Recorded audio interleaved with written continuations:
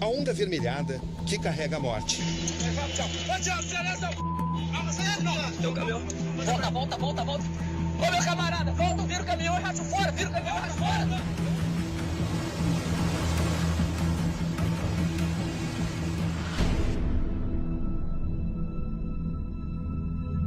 Um mundo de vida transformado em lama. Essas são as primeiras imagens de um cenário de destruição.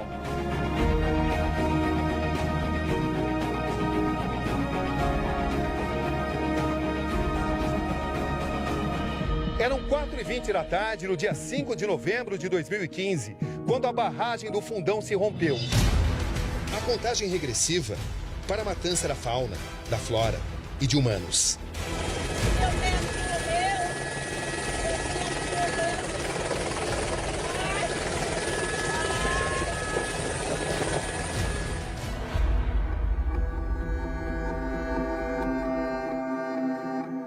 As lembranças do ensino de Bento Rodrigues entre os escombros da cidade.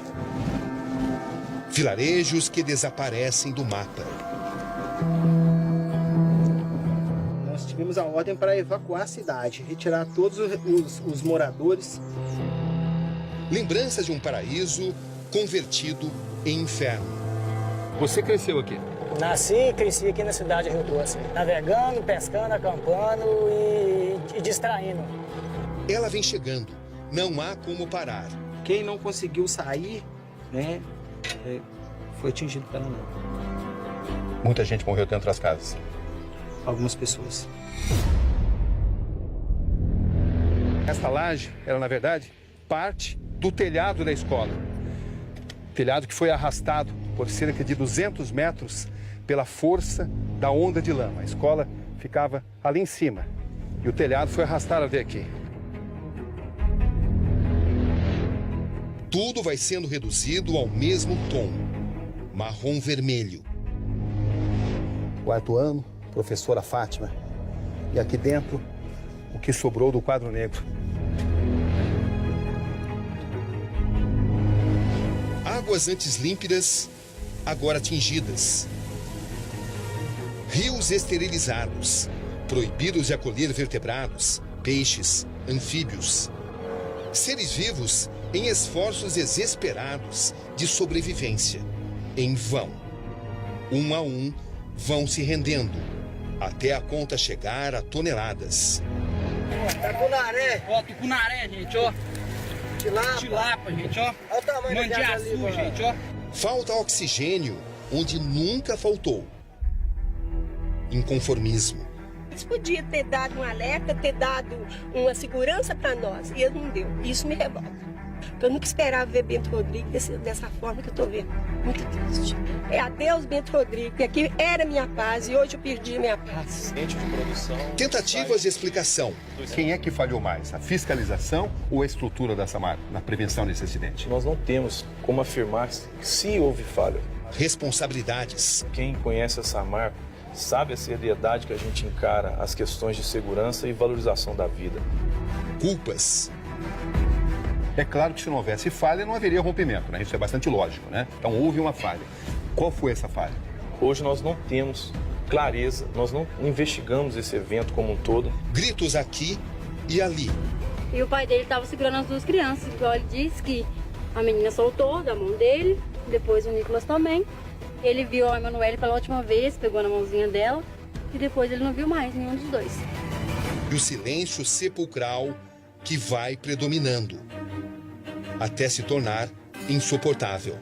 620 pessoas viviam aqui no distrito, entre trabalhadores da mineradora e agricultores. Hoje, Bento Rodrigues lembra uma cidade fantasma. A vida sob a mercê da onda de lama. Essa matança toda interferiu diretamente na cadeia alimentar. Esse é o cenário, veja só. Um pássaro agonizando, faminto. Quantos mais irão viver a mesma situação? O lixo de uma indústria milionária. Esta é a foz do Rio Doce. Depois de percorrer 879 quilômetros, a lama finalmente chegou até aqui. Esse é o cenário. Difícil de descrever em palavras. Matança, execução de espécies. A barragem tida como infalível. Havia um grande temor de que a lama impedisse, evitasse com que esses animais entrassem nesse processo de desova. Mas, pelo que estamos constatando, isso não aconteceu. Daqui a pouco limpa as margens, enche o lago, mas e essa coisa que está decantada no fundo? Isso vai trazer problema para os peixes? A gente depende disso aqui para alimentar, pescar. Lê do engano. Como tudo era tão lindo. Capivaras saltando no rio. Até mesmo no Rio Doce, a vida insiste em continuar, ou pelo menos tentar. Como éramos tão felizes. Eu, em 22 anos de bombeiro, eu fiquei impressionado quando eu vi isso aqui, até onde eu fui, né, que parece que é um outro planeta. Boa noite. No Conexão Repórter de hoje, o documentário exclusivo O Rio que Era Doce. Nas águas, a cor da morte. A imagem emblemática do maior desastre ambiental da história do país. O rompimento da barragem. A onda de lama que varreu vilarejos, matou os seres humanos e destruiu a natureza. Até que ponto a tragédia, que teve início na atividade milionária da indústria da mineração, poderia ter sido evitada? Aqui Roberto Cabrini. E esse é o Conexão Repórter de hoje.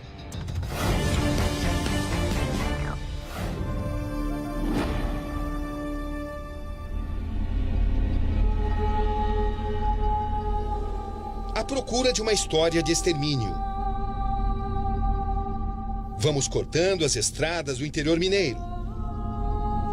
Estamos em busca de um povoado na antiga Estrada Real. O caminho trilhado há séculos pelos colonizadores no transporte do ouro das Minas Gerais até a então capital da colônia, o Rio de Janeiro. Hoje são tempos de devastação. A estrada é rústica e de terra. Esse é o caminho que leva ao distrito mineiro de Bento Rodrigues, que a onda de lama praticamente varreu do mapa. Mais alguns minutos e estamos nos aproximando de Bento Rodrigues, distrito que pertence à cidade histórica de Mariana, a primeira capital de Minas. Essas são as primeiras imagens de um cenário de destruição. Desolador.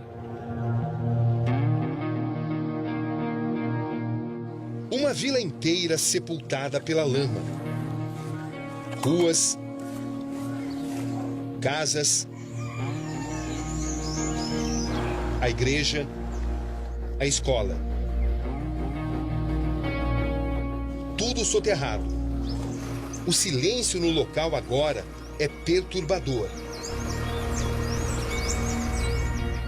Um vento fino corta a alma. Uma história enterrada.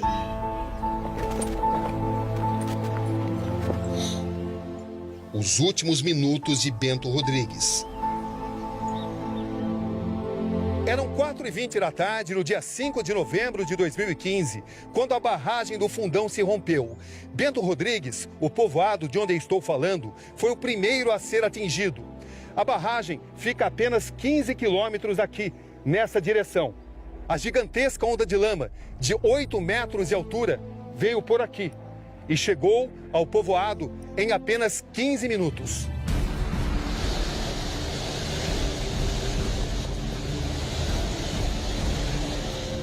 Barragem da Samarco acabou de estourar. Igualzinho de tsunami, ó.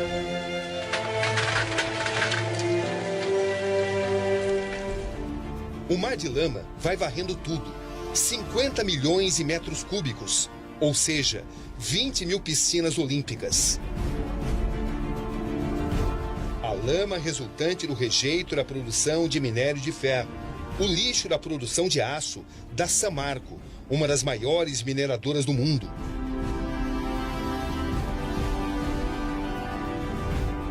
Controlada pela brasileira Vale e pela anglo-australiana BHP Billiton. A vida de Bento, a primeira vila atingida, vai se tornando apenas memória.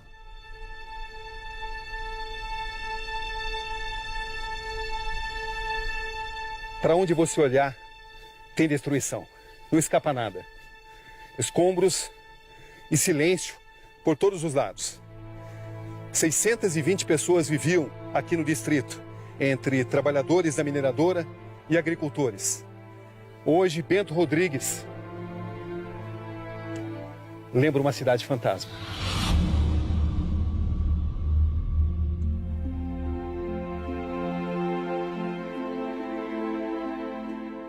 A história e suas transformações. Até o dia 5 de novembro de 2015, Bento Rodrigues mal aparecia no mapa. Era apenas um distrito esquecido de Mariana, cidade histórica de Minas Gerais. Hoje, o lugar é símbolo de tudo que o homem pode fazer contra si mesmo e, principalmente, contra o mundo em que vive. Bento era assim, singela e bem cuidada. Começou como parada de tropeiros e virou recanto de boa comida mineira. Produção de pimenta, a matéria-prima de sua famosa geleia picante.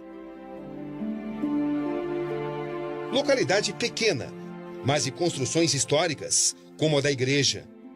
Repleta de trilhas e cachoeiras e cercada pela vegetação do cerrado, a região era conhecida como um verdadeiro paraíso, hoje convertido em zona de guerra, autodestruição.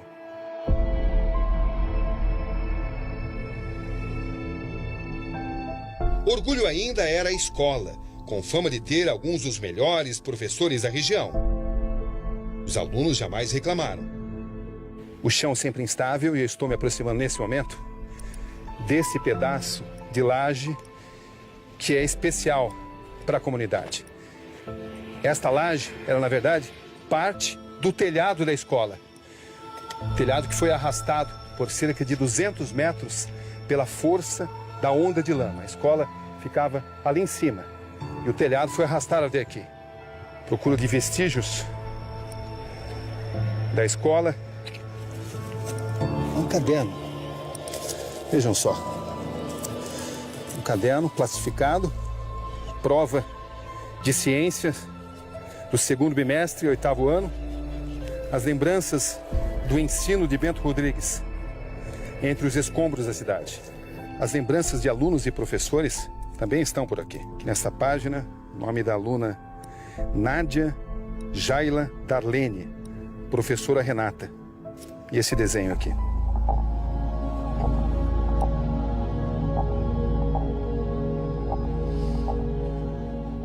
Aqui um outro livro de ciência, O Efeito Estufa.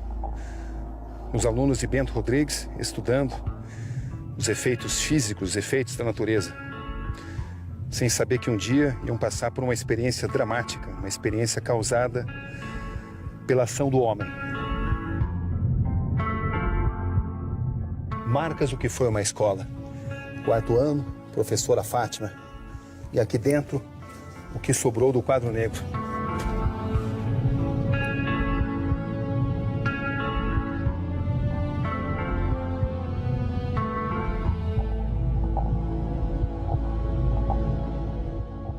Que a gente sente o quanto o chão da escola está instável, uma grande quantidade de água aqui por debaixo. A gente pisa e afunda. São lembranças do que um dia foi a Escola de Ensino Fundamental de Bento Rodrigues.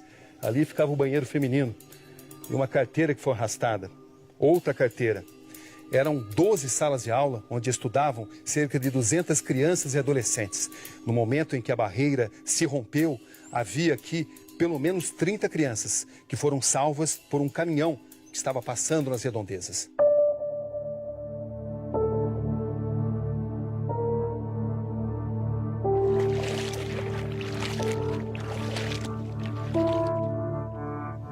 Ali onde foi um sobrado, uma das construções que mais existiram.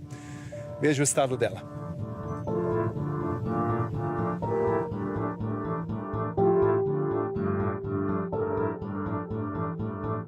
Já tinha visto algo assim? Nunca. Muitos momentos críticos vividos aqui. Ah, muitos. Muitos. Não só por mim, como dos meus companheiros. Né? Descreva o que você encontrou aqui, quando você chegou. Eu vi pessoas desesperadas andando pela rua, sem saber o que fazer, né? Procurando um lugar para encostar e não tinha mais. Sentando, o pessoal tirando as coisas de dentro de casa. A cena que você jamais vai esquecer. A que eu fiquei mais impressionado foi quando nós tivemos a ordem para evacuar a cidade. 22 anos de bombeiro, eu fiquei impressionado quando eu vi isso aqui, até onde eu fui, né, que parece que é um outro planeta.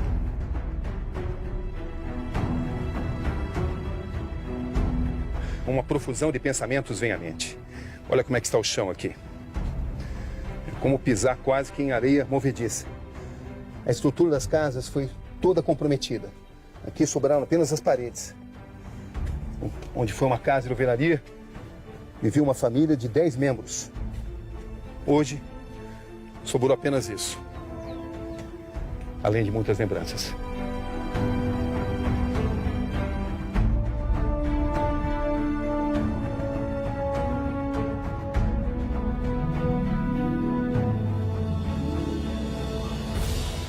Muitos ficaram dentro das casas, achando que poderiam se proteger dessa forma. Na realidade, eles saíram correndo. Quem não conseguiu sair, né, foi atingido pela lama. Muita gente morreu dentro das casas. Algumas pessoas.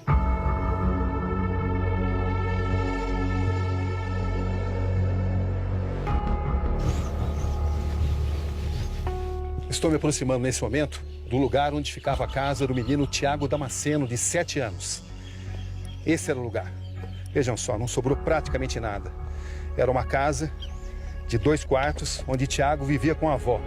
Quando a onda de lama tomou conta de Bento Rodrigues, a avó estava fora e conseguiu se salvar. Mas o menino Tiago não teve a mesma sorte. Ele estava dentro de casa, não percebeu o perigo. O corpo dele foi encontrado a 50 quilômetros daqui, vários dias depois. O resgate da avó de Tiago foi uma cena traumática, em meio a uma imensidão de dramas humanos.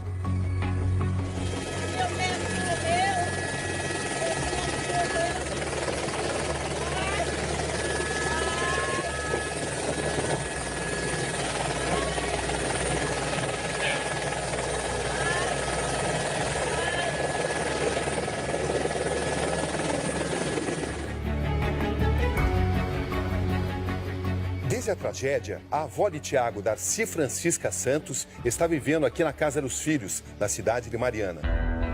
Bom dia, dona Darcy. Como vai a senhora? Tudo bom? Estou vivendo aqui. Posso sentar lá do seu lado? Sentar. Com licença. O que a senhora ouviu?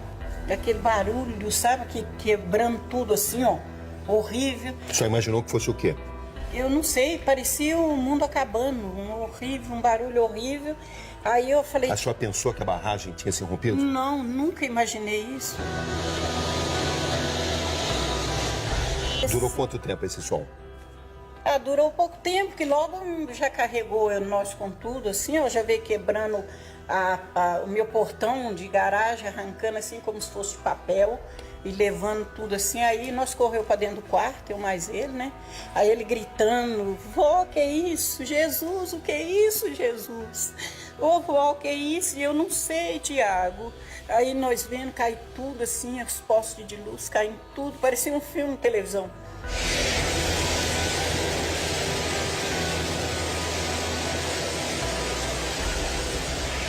E o colchão que ele dormia parou perto de mim, assim, ó. Tava perto de mim. Aí eu consegui arrastar da lama e subi em cima do colchão e fiquei esperando. Meu Deus,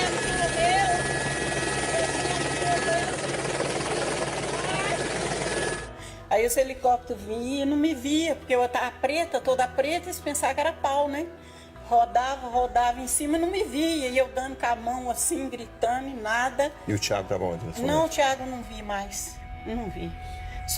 Só escutei a voz dele na hora que caiu a casa em cima de nós. Depois eu não vi mais. O que a senhora escutou ele falando? Escutei: vó, pronto, aí eu desmaiei. Foi a última vez que o senhor viu o seu neto? Foi a última vez. deles. Aí ele me viu, né, que disse que tem o binóculo, aí pôs a luz em mim e viu que era gente. Aí comunicou com o outro e ele veio me salvar.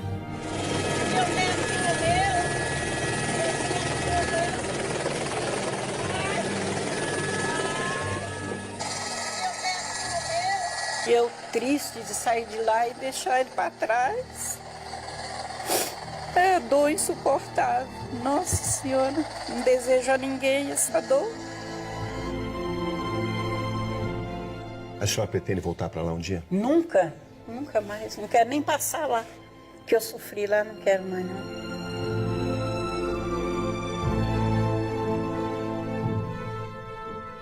Qual a imagem mais forte que ficou para a senhora? Ah, meu Deus. No dia lá? Então é a vozinha dele me chamando, que não sai da minha cabeça. E os gritos dele pedindo socorro. É isso que não sai da minha cabeça. Ele pulava e gritava pedindo socorro quando viu chegando. É isso que não sai da minha cabeça. É difícil de aceitar que não deu para salvar, né? Vai ser difícil, difícil.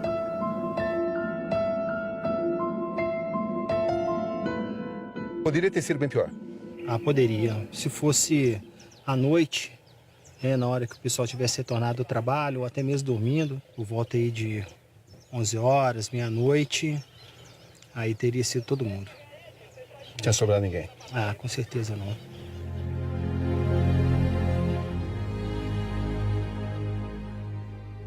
A fuga apressada deixou vários traços da personalidade de cada morador para trás.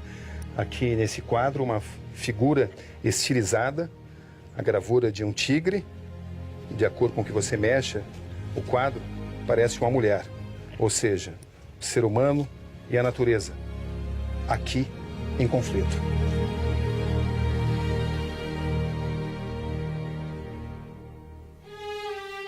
Gente que deixou familiares para trás.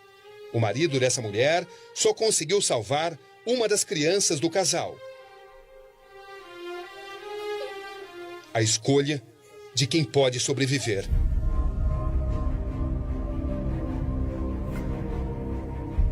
Quando a barragem rompeu, onde é que você estava? Estava na escola. Como é que você ficou sabendo o que tinha acontecido? A diretora avisou todos os alunos, que o esposo dela foi lá avisar. Aí nós fomos sair. Seus filhos onde é que estavam? Estava com o pai em casa. E a partir daí, o que aconteceu? A partir daí, né, eu queria vir pra cá, né, pra salvar eles, mas não deu. Aí eu subi, quando eu fiquei sabendo, né, que tinha pegado eles, a lama já tinha pegado os dois. E o pai, né, e infelizmente quem salvou foi ele, o pai dele. E o pai dele estava segurando as duas crianças, igual ele disse que a menina soltou da mão dele, depois o Nicolas também. Ele viu a Emanuele pela última vez, pegou na mãozinha dela, e depois ele não viu mais nenhum dos dois.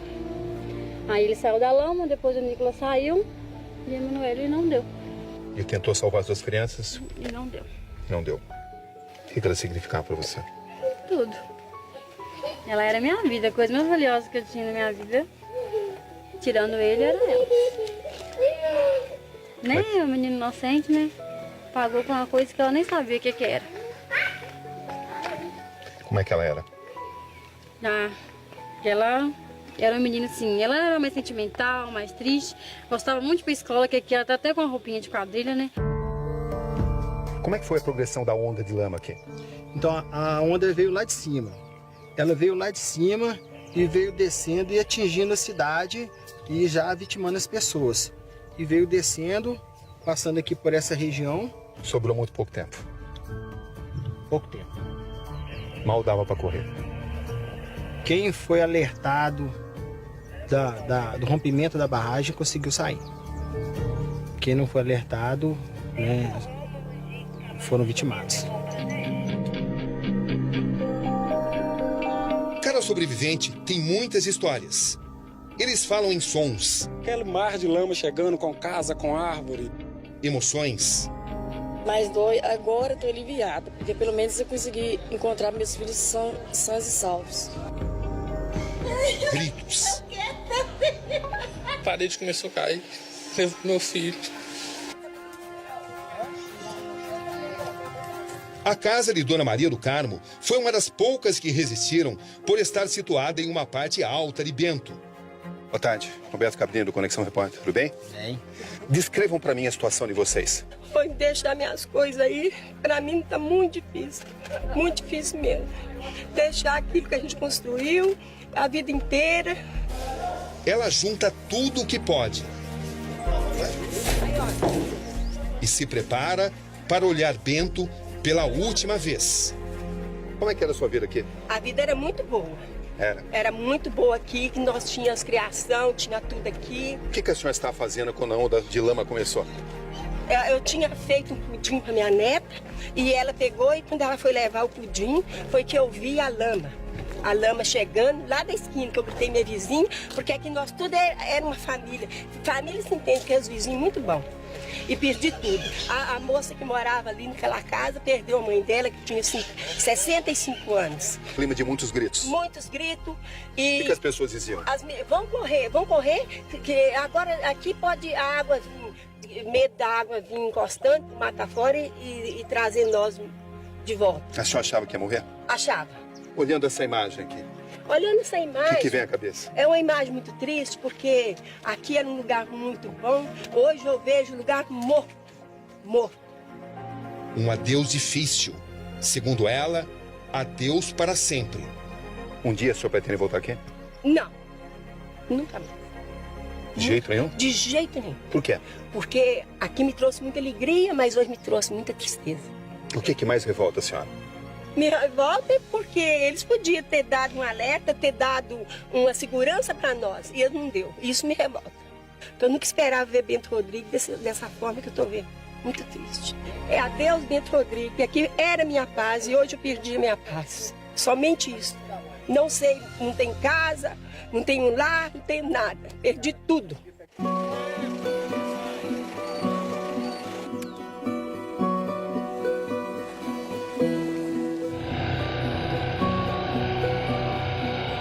Um rio conhecido pela sua exuberância.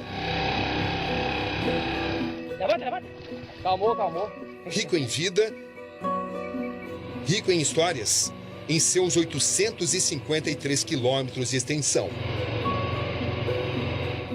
Local de pescarias, diversão, o sustento de milhões de pessoas.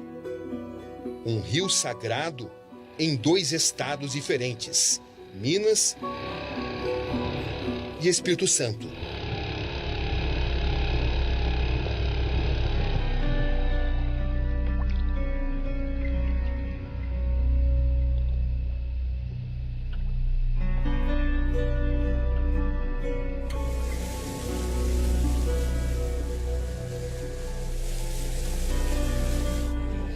Olhando tudo isso, é impossível não dizer. A imagem é de dor, de sofrimento. Percorrer as águas do Rio Doce hoje é como navegar um leito da morte. O rio, que era exuberante, hoje é um rio sem vida.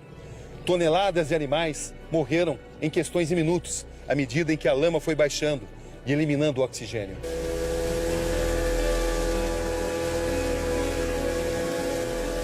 Capivaras saltando no rio. Até mesmo no Rio Doce, a vida insiste em continuar, ou pelo menos tentar.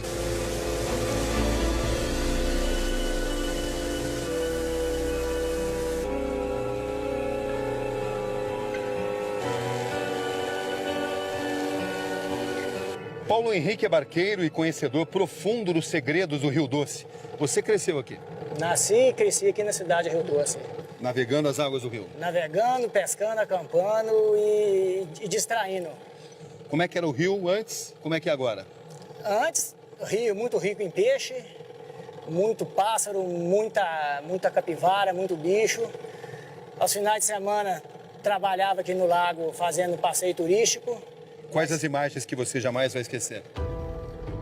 A imagem de quando era antigamente, de corredeiras, né? É a imagem que eu guardo mais. Aí depois chegou o progresso com a construção da hidrelétrica, né? Acabando com um pouco da imagem característica desse rio nosso, transformando esse pedaço em lago, mas trazendo também muita riqueza com peixes diferentes.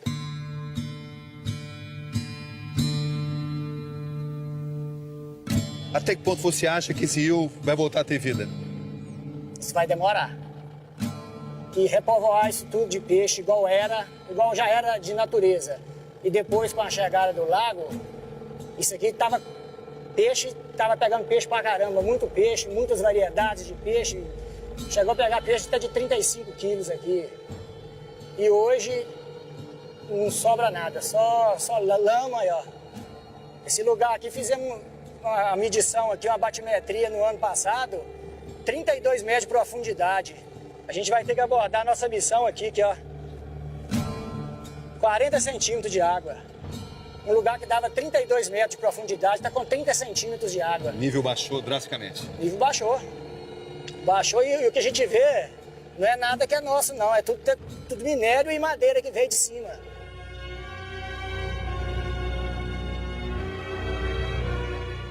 A que você atribui tudo isso? Ganância, dinheiro. Há quantos anos que a Vale está explorando minério? Há quantos anos? Eles nunca passaram aqui de helicóptero, nem de bicicleta. Hoje isso aqui está mais na sexta-feira, no sábado, o céu nosso aqui estava igual o céu de São Paulo. Você só via helicóptero voando de tudo quanto é lado.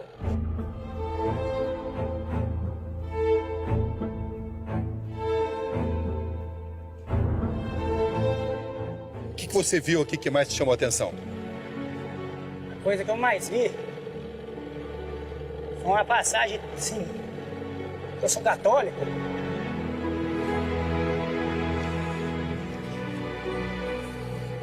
Uma gruta, Nossa Senhora de Lourdes, ali embaixo, na curva. Passava para ir para a fazenda, a gente parava, agradecia a Deus, tomava água, aí ela foi inundada. Aí no sábado passado que eu vim trabalhar aqui, eu avistei a gruta. Cheia de lama. Tá só a capelinha dela, assim. E você acredita no milagre da recuperação do rio? Acredita, eu peço a ela. Aí, ó, a resposta aí, ó. Essa água já secou há muitos anos aí pra cima. No lago esvaziá-la, você pode chegar ali se você conseguir beber daquela água. O que você pediria, então? Nossa Senhora de Lourdes, põe na consciência dos homens mais valor à vida, menos ganância. Olhai por nós.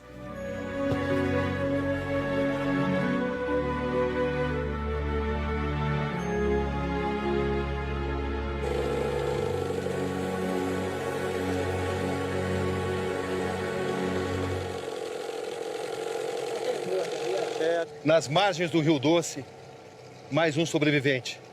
Eles são em pouca quantidade, mas representam esperança de dias melhores, dias de recuperação.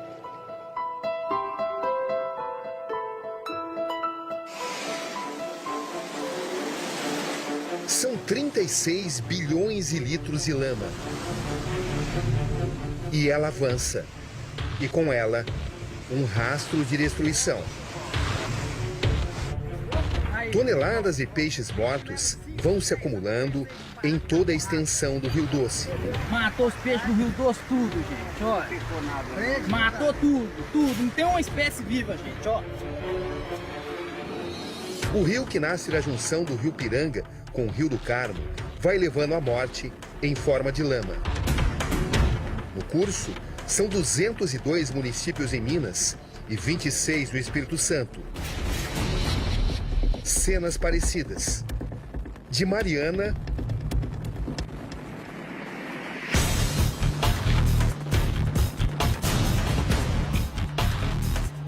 a Barra Longa, Santa Cruz do Escalvado, Ipatinga, Governador Valadares e por aí vai, até chegar à divisa do estado no Espírito Santo. Já em terras capixabas, Baixo Gondu e então Colatina. E por fim, Linhares. Rio Doce está pronto para lançar suas águas. Agora, sua lama no mar do Oceano Atlântico. Estamos navegando as águas da praia de Regência, no Espírito Santo. Esta é a foz do Rio Doce. Depois de percorrer 879 quilômetros, a lama finalmente chegou até aqui. Esse é o cenário, difícil de descrever em palavras. Matança, execução de espécies. Estamos a questão de 300 metros do início do Oceano Atlântico. E a vermelhidão toma conta tanto das águas do Rio Doce, como também do mar. Messias Calimã é presidente da Associação Comercial do Distrito de Regência. Como é que você descreve essa transformação? Calamidade desesperadora para quem vive e sobrevive dessa região, desse rio que é o que mantinha essa comunidade praticamente viva. O lazer da comunidade era dentro desse rio, o sustento dessa comunidade era dentro desse rio. A cena mais tocante? A chegada da lama. A pior coisa que eu vi foi os pássaros mortos na beira da praia. Eles implorando por socorro e a gente não poder fazer nada. A impotência. A impotência dos povos.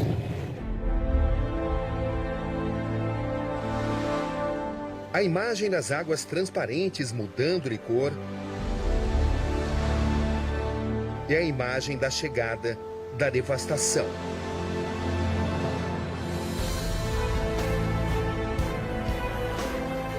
Estamos aqui na praia de Regência, essa é a foz do Rio Doce e essa máquina escavadeira que foi contratada pela mineradora Samarco trabalha sem parar.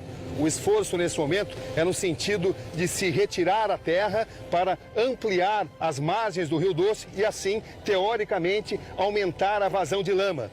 Um esforço que pode ser considerado uma gota no oceano. De peixes a corais, de aves a mamíferos, de tartarugas a caranguejos.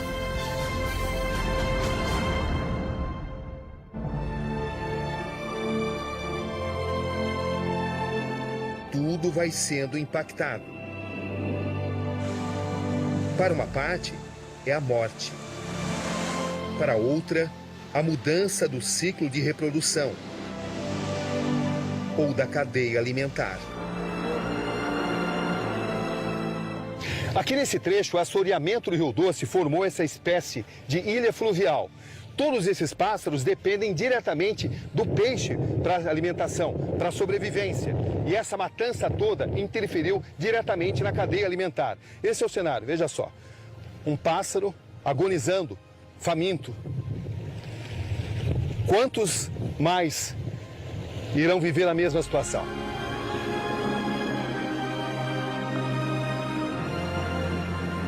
Tá na base, hein? Botar ele só na... Até que ponto dá para salvar? Ele falou que dá para salvar. Nós vamos tentar, porque eles estão com fome, na verdade.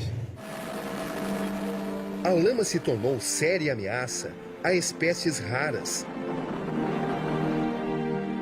Detritos chegaram à reserva de Congonhos. Trata-se do único ponto fixo do país de desova de um dos animais mais cultuados pelos ecologistas. Madrugada de sábado, estamos caminhando na praia de Regência, na reserva biológica de Congonhos. Estamos à procura de tartarugas. Até que ponto esse mar de lama afetou a reprodução delas? É o que queremos saber. São quase 700 ninhos na região. E então vem a recompensa. A primeira tartaruga encontrada na noite pertence à espécie cabeçuda, também ameaçada. É uma ação longa, minuciosa. Todo o processo de desova leva cerca de 40 minutos. São 100 ovos, a garantia da perpetuação da espécie. Depois, o desafio vai se tornar ainda maior. De cada 1000 filhotes, apenas um vai chegar à idade dessa tartaruga, em condições de reprodução. Esse é um momento emocionante. Nós conseguimos localizar uma das tartarugas. A gente observa que a desova está acontecendo, aparentemente de forma normal, segundo os especialistas. Ela está colocando ovo após ovo. É um processo lento e que só acontece quando ela se sente segura em relação ao meio ambiente. Havia um grande temor de que a lama impedisse, evitasse com que esses animais entrassem nesse processo de desova. Mas, pelo que estamos constatando, isso não aconteceu. É a vida, a garantia de reprodução, a garantia de permanência desses animais.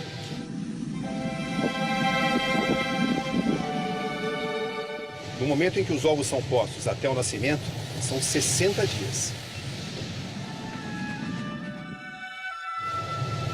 Os ovos já foram devidamente enterrados, o ninho feito dentro da areia. Terminada a desova, o ciclo da vida segue. A tartaruga volta para o mar. O mesmo mar, agora repleto de lama. Também em regência, a vida insiste, resiste.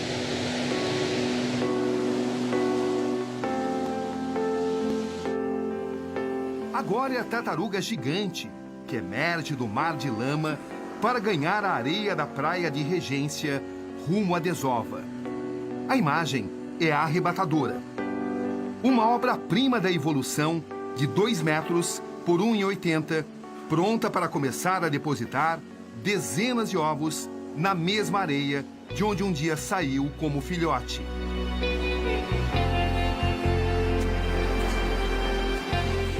A lama da mineração ainda não a venceu. Em meio a tantas mortes de animais, ela se torna um símbolo da sobrevivência. É um cenário de guerra, o encontro das águas da vida com as águas da morte. Imagens subaquáticas, feitas por pesquisadores do projeto Tamar, que estuda espécies ameaçadas, revelam o que acontece quando a lama entra em contato com as águas do mar. Foi feito um mergulho em apneia e eu que filmei, tentei filmar, representar direitinho a diferença da água do mar e esse mar de lama. Tanto ali na superfície quanto mais fundo um pouco. E a conclusão? A conclusão é que é uma lama horrorosa, densa. Elementos da lama da Samarco reagem com o material orgânico marítimo e criam uma camada flutuante de 1 a 2 metros de espessura. Já se sabe que o material tem teor acima do normal de ferro e manganês. A extensão do impacto sobre a vida marítima permanece incerta. O quanto vai alterar a salinidade, a temperatura da água, o metabolismo dos seres do mar.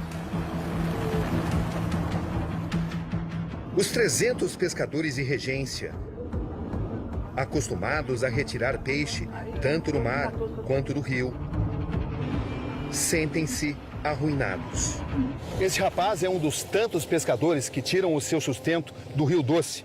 Você é pescador há quanto tempo, Aguinha? Cara, tem uns 10 anos. Como é que você vê essa situação? Triste, né? Sem poder fazer nada, trabalhar. Agora a gente vai ficar à mercê deles, da Samarco, né? Como é que você vai fazer para sustentar a sua família? Olha, a conta, o relógio lá em casa, lá, de energia tá rolando. Final do mês, o que eu vou fazer? O turismo desse paraíso, antes vigoroso, agora definha. Exames revelam que a lama já alterou a composição química da água. A Prefeitura de Linhares fez um exame químico dessas águas. Qual foi o resultado? Sim, nós fizemos uma amostra antes da pluma chegar e depois mais 5 amostras quando a pluma chegou na área central da cidade.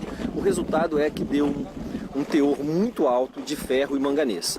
É bom ressaltar que a nossa região ela já tem um teor de ferro e manganês natural, mas não naquela proporção que nós vimos no exame laboratorial. E que ameaça tóxica isso representa?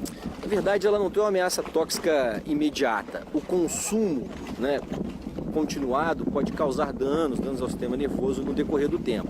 Daí a nossa recomendação pública a todo cidadão linharense que evite o consumo bruto da água do Rio Doce e também a dessedentação animal com essa água. Uma ameaça tóxica que afeta de forma particular cada espécie. São 6h50 da tarde de sexta-feira.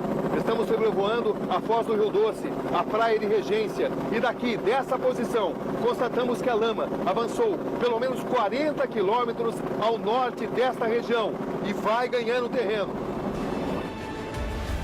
E este é um fenômeno em movimento, cujas consequências não param de aumentar. A lama agora se movimenta em direção ao litoral baiano. O pesadelo continua.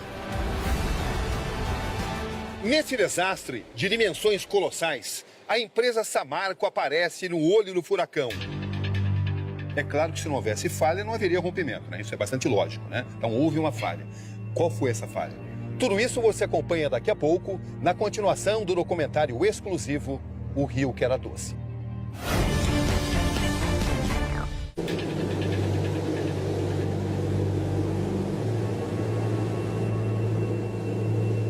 Nesse desastre de dimensões colossais, a empresa Samarco aparece no olho do furacão.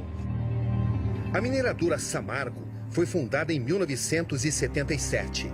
Produz pequenas bolas de minério de ferro usadas na produção de aço. Ela opera em Minas Gerais e no Espírito Santo. É a 10ª maior exportadora do país. Até a tragédia, a empresa tinha a simpatia da população, até por questões econômicas.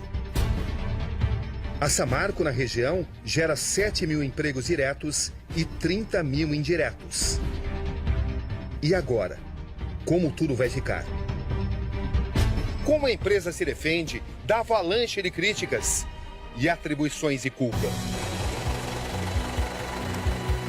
Estamos na sede da empresa Samarco, à espera de Álvaro Pereira, o gerente de segurança no trabalho. Bom dia, Álvaro. Como vai? Bom dia, Álvaro. Tudo bem? Bom. Obrigado por me receber. Seja bem-vindo. Podemos entrar? Vamos lá. Com licença. Álvaro, você tem que idade? Tenho 34 anos. Você é gerente de segurança do trabalho há quanto tempo aqui na Samarco? Eu sou gerente de segurança do trabalho há 6 meses, aqui na unidade de Mariana, mas eu era gerente de produção no site do Espírito Santo há 11 anos. A gente nunca esperava um acidente como esse. A gente monitorava, a gente tinha todos os controles que a lei preconiza, né, que é regularizado em lei das barragens. E, infelizmente, nós tivemos esse incidente.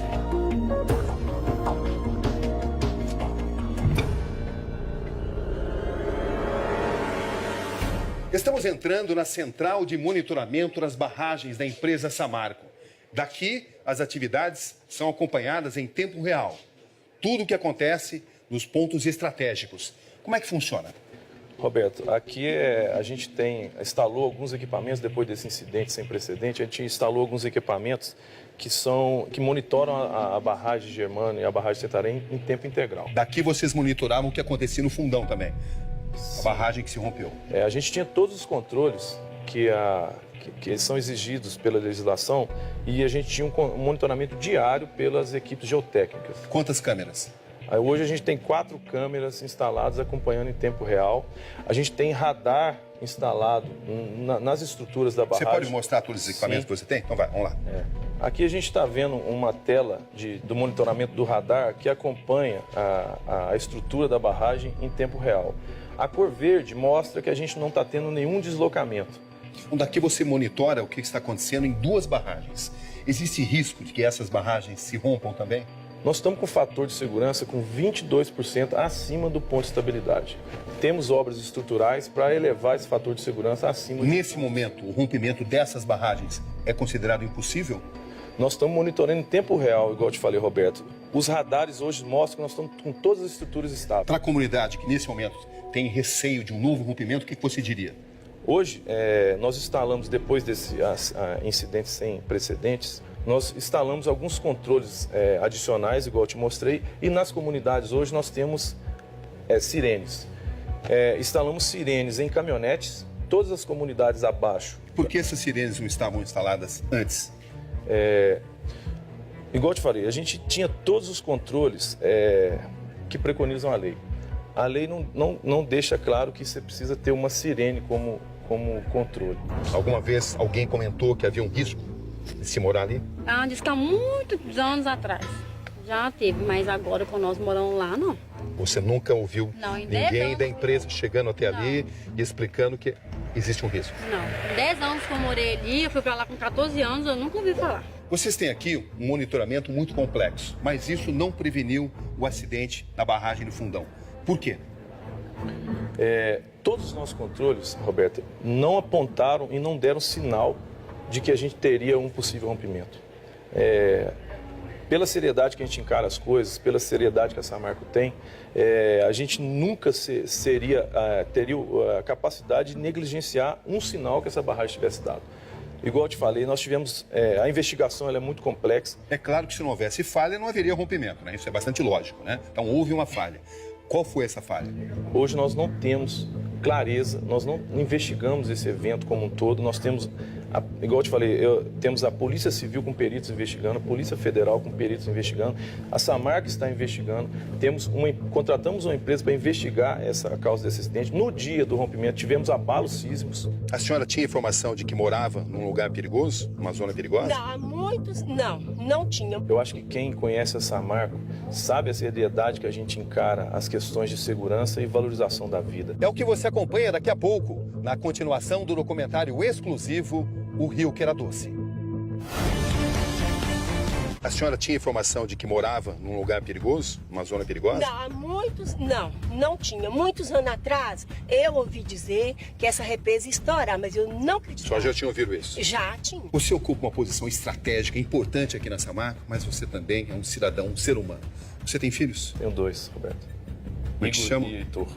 Como é que você explicou para eles um desastre ambiental dessa magnitude, onde morreu gente, toneladas de animais foram praticamente dizimados? Roberto, isso é uma coisa que a gente tem conversado não só com os filhos, mas com todos que nos cercam. Eu acho que quem conhece a Samarco sabe a seriedade que a gente encara as questões de segurança e valorização da vida.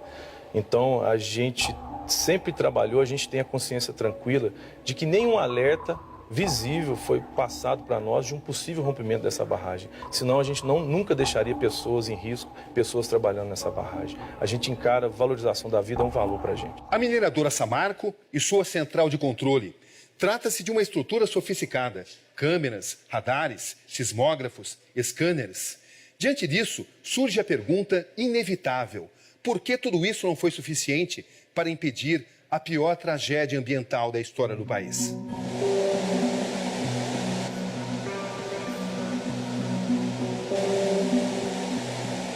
Mesmo duramente golpeado, o Rio Doce continua sendo fonte de energia e, por que não, de vida para uma imensa região. Aqui na barragem da hidrelétrica Risoleta Neves, o espetáculo que antes atraía muitos turistas, hoje mudou de tom. Imagens que explicam uma tragédia. A hidrelétrica pode ser chamada de mais uma vítima. Por causa da lama, as turbinas não conseguem funcionar. A tragédia ambiental encontrou um país totalmente despreparado para reagir e combater a destruição desencadeada. As consequências são incalculáveis. Efeitos ambientais, biológicos, químicos, sociais, econômicos. Um pesadelo que só vai crescendo e está longe de terminar.